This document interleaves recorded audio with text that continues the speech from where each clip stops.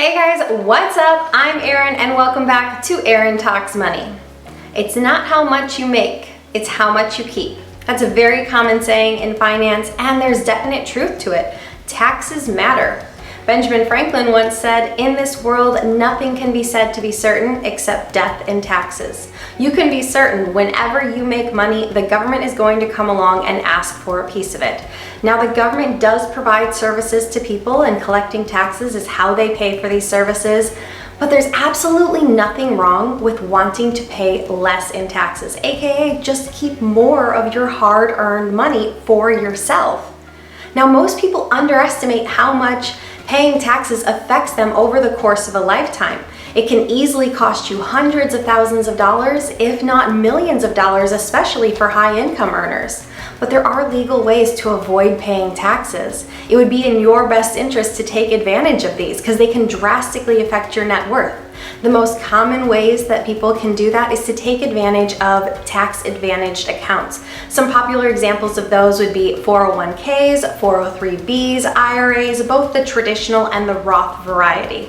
But I don't just want you to take my word for it. I'm going to throw some numbers into the mix and just show you how drastically either paying taxes over the course of a lifetime or avoiding paying taxes over the lifetime affect your overall net worth. Before we dive right into it, if you could take one moment just to smash that like button, I'd really appreciate it, as it really does help out new and emerging channels like this. Now, how exactly do these tax-advantaged accounts work? Well, basically when your money is in the account, it grows completely tax-free. Now, of course, at some point you do have to pay the piper and pay some taxes, but that's either going to come in the beginning when you make your contributions or at the very end when you make your withdrawals. In between, while it's in the account, it grows completely tax-free.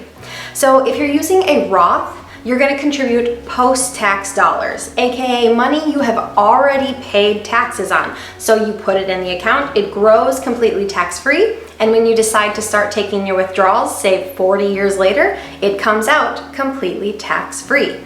Now, if you're using the more traditional variety, you contribute pre-tax dollars to your account, money you've never paid taxes on. It goes into the account and grows completely tax-free, but once you take your withdrawals, you would pay taxes on those. Now, which is best for you really depends on your personal circumstance, but they do both offer completely tax-free growth for the entire time they're in those accounts. Now, I will in the future do a video on which account is best for you, a Roth or a traditional, and it does depend on a couple factors, but it exceeds the scope of this video, so stay tuned. So let's look at how taxes can negatively impact your net worth. First, we're going to start by using a tax advantage account. Let's say you are an astute, money-conscious 25-year-old and you decide that you are going to start saving for your retirement. You decide you're going to start putting away $500 a month and put it in a Roth IRA and do that for the next 40 years. Over the 40 years, we're going to assume you get a 9% average return in the market, which is in line with historical averages. After those 40 years, your net worth would grow to about $2.2 million. And being that you put this in a Roth IRA, that $2.2 million is absolutely yours, free of any sort of additional taxes. Not too shabby, hey? Next up, let's look at what would happen if you invested the exact same amount over the exact same time frame, but instead this time you decided to use just a traditional brokerage account where you have to pay taxes annually instead of taking advantage of a tax-advantaged account.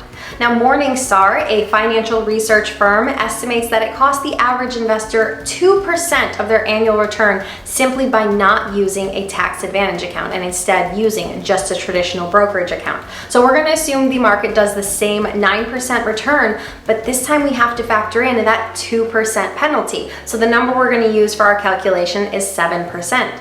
So if you put your money in the account, let it grow for 40 years, what does it grow to? About $1.2 million. And of course, $1 million is absolutely nothing to scoff at. But the bigger picture here is that it costs you over $1 million in returns to be paying these taxes annually. It costs you in taxes and it also costs you in opportunity cost. How does it cost you an opportunity cost? Because every year you are shaving a little bit off of your returns, paying it to the tax man. It's holding your investments back by taking a little bit off the top every single year rather than just leaving it all invested and allowing it to grow to its full potential.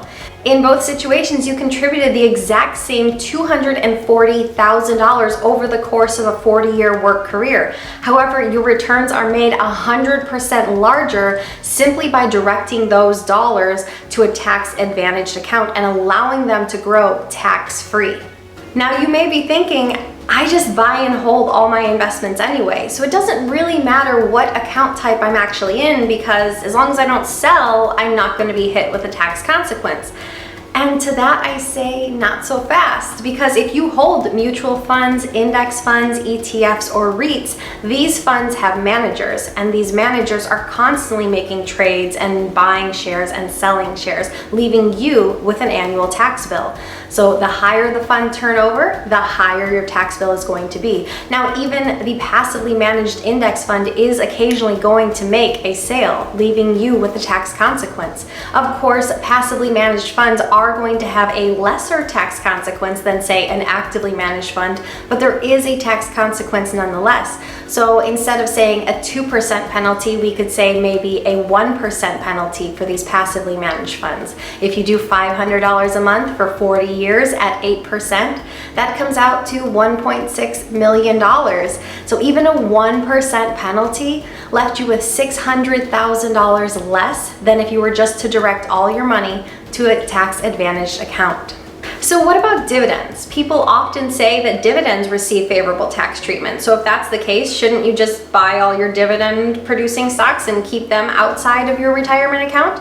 And for that I say, well, it really depends on what you're using those dividend stocks for. So it's a kind of situation. Dividends face a tax rate of 22%. Now that can be far less than what your income tax bracket is, really depending on your wages. Depending on your income tax brackets go all the way up to 37%. So like I said, it really depends on what your take-home pay is. And research does suggest that dividend-paying stocks do actually outperform non-dividend paying stocks in the long term by about 1%. And as we just showed in the previous example, 1% over a long time horizon, say 40 years, can be a really big deal. So if we're assuming that these dividend-paying stocks outperform non-dividend-paying stocks by about 1%, we can assume they get an average annual return of about 10%, which is in line with what research suggests they do. But you have to keep in mind that the growth from a dividend-bearing stock comes in two forms. The first is stock growth or appreciation, and the other is the dividend payment. An average dividend payout is about 2.5%. So if we assume that you're taking this 2.5% dividend payout, you then have to pay a 22% tax rate on it. And now 22% may be far lower than your income tax rate, and if you're using this income to live off, maybe it is a win-win for you. But from a purely growth stance, if you're taking any portion of your money out and paying a tax on it, it is going to leave you with far less in the long run than if you were to leave all of your money invested and not pay any taxes on it. So let's run our numbers again. We will assume that same $500 a month for 40 years with a 10% return rate, but a 2.5% dividend yield payout to you. And what would that leave you? Your money would grow to about $1.5 million. That's still $700,000 less than if you were to use a tax-advantaged account. Now, it may have been worth it, really depending on your situation. If you needed that income to live off of, maybe having a smaller net worth at the end is worth it. But from a growth perspective, we can still say you would have a higher net worth if you were to use a tax-advantaged account. Now, even if you were to select the dividend reinvestment option that all dividend stocks have, so that is to say that a company declares a dividend, it pays it out to you, and it is immediately reinvested back into the stock, you would think, hey, maybe I don't face a tax consequence then. You still do. Even if you never touch the money, it really seems unfair, but it is the case nonetheless. Once that dividend is paid out and still immediately reinvested, you face a 22% tax consequence on that dividend, even if you never touched it.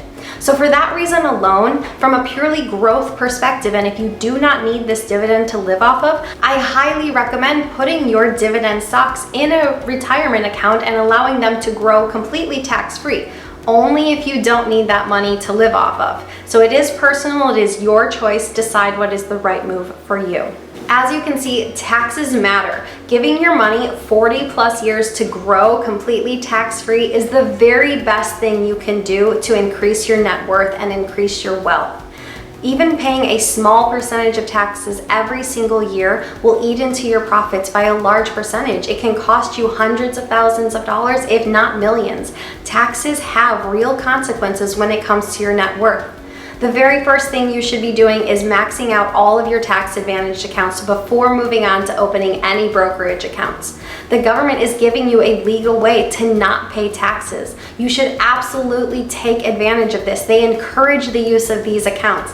Put your money in tax advantaged accounts to increase your net worth and allow your net worth to grow as high as possible. Taxes matter. With that, I hope you guys are contributing to your tax advantaged accounts, 401ks, 403bs, IRAs. They are all great. Make sure that you're selecting low cost funds within those accounts so you can keep your fees low as well. I hope you guys have a great week. That'll wrap it up for me today. Please hit that like button on the way out. Hit the subscribe bell as well so you'll be notified when I post new videos. That is every Monday and Friday. Have a good one. Bye.